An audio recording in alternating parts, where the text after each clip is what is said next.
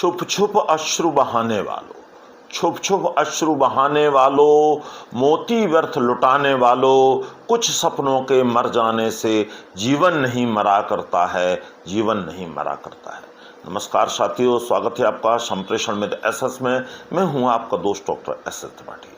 साथियों, ये शानदार पंक्तियां सुनकर आप समझ ही गए होंगे कि आज हम बात करने वाले हैं सदी के कालजयी कवि, अमर गीतकार और गीतों के राजकुमार महाकवि श्री गोपाल दास सक्सेना नीरज जी के बारे में। साथियों, इतने विराट व्यक्तित्व को किसी एक वीडियो में समा पाना, किसी एक वार्ता में व्यक्त कर पाना, मैं समझता हूँ असंभव सा कार्य है। फिर भी मैंने उनके जीवन के चुनिंदा प्रसंगों को स्मरण करने का प्रयास किया है ताकि नई पीढ़ी उनके महान व्यक्तित्व को, कृतित्व को जान सके, समझ सके और उनसे प्रेरणा लेकर जीवन में कुछ अच्छा कर सके। तो नीरज जी के बारे में साथियों, जो भी कहा जाए वो कम है और जो भी कहा जाए वो सूरज को दिया दिखाने के बराबर है। तो अपना स्नेह दीजिएगा, बड़ी ही श्रद्धा और विनम्रता के साथ प्रस्तुत करता हूं उनके जीवन के कुछ प्रसंग। तो साथियों, सबसे पहली बात है नीरज जी का प्रारंभिक जीवन। तो महाकवि नीरज जी का प्रारंभिक जीवन, उनका जो जन्म हुआ वो 4 जनवरी 1925 को पुरावली, इटावा, उत्तर प्रदेश में हुआ। और बचपन में ही उनके सिर से पिता का साया उठ गया। रिश्तेदारों की मदद से पढ़ाई और जीवन चलता रहा, लेकिन बड़ी ही कठिनाई से। जैसे ही वो थोड़े बड़े हुए तो उन्होंने घर की मदद के लिए कुछ काम करना शुरू कर दिए और उनकी पढ़ाई और रचनाएं और रोजगार के लिए प्रयास निरंतर चलते रहे। और इसके साथ साथ साथियों, इसी संघर्ष के बीच उन्होंने धीरे धीरे करके एमए उत्तीर्ण कर लिया और वो धीरे धीरे कवियों के बीच अपना स्थान बनाने लगे और जल्दी ही वो अग्रणी पंथी के कवि कहे जाने लगे।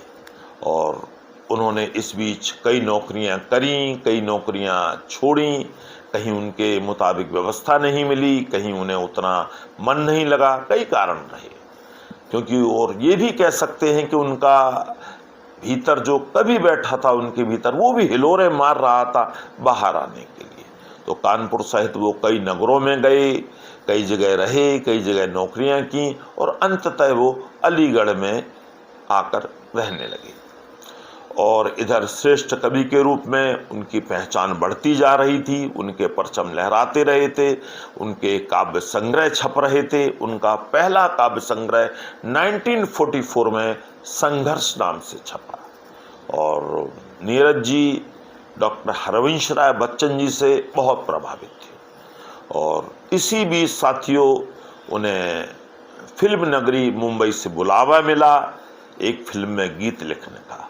और यह फिल्म थी नई उम्र की नई फसल, जिसका एक गाना जिसने कीर्तिमान गढ़े, कारवां गुजर गया गुबार देखते रहे। और इसके बाद साथियों, अब बात करते हैं नीरज जी के फिल्मी सफर के बारे में। तो पहले गीत से ही झंडा बुलंद करने के बाद नीरज जी ने जब और फिल्मों के लिए गीत लिखे तो यह स्वयं सिद्ध हो गया कि उनसे बेहतर गीतकार कोई दूसरा नहीं हो सकता। जो एक तरफ तो उनके काव्य संग्रह छप रहे थे, दूसरी तरफ वो फिल्मों में भी अपना परचम बुलंद कर रहे थे। उनकी कुछ खास फिल्मों के गीत जिनकी मैं चर्चा करना चाहूँगा। एक फिल्म थी बेईमान, जिसका गीत था आदमी हूँ आदमी से प्यार करता हूँ। फिर कन्यादान, लिखे जो खत तुझे वो तेरी याद में हजारों रंग के फसाने बन गए। फिर एक प्रेम पुजारी फिल्म के लिए उन्होंने गीत लिखे, फूलों के रंग से, बड़ा प्रसिद्ध गीत है। शर्मिली के लिए उन्होंने गीत लिखा, खिलते हैं गुल यहाँ। और तेरे मेरे सपने के लिए उन्होंने गीत लिखा, जैसे राधा ने माला जपी शाम की। और गैम्बलर के लिए दिल आज शायर है। और मेरा नाम जोकर के लिए बड़ा प्रसिद्ध गीत हुआ उनका, ए भाई जरा देख के चलो। तो इस तरह उनका फिल्मी सफर बड़ा शानदार रहा।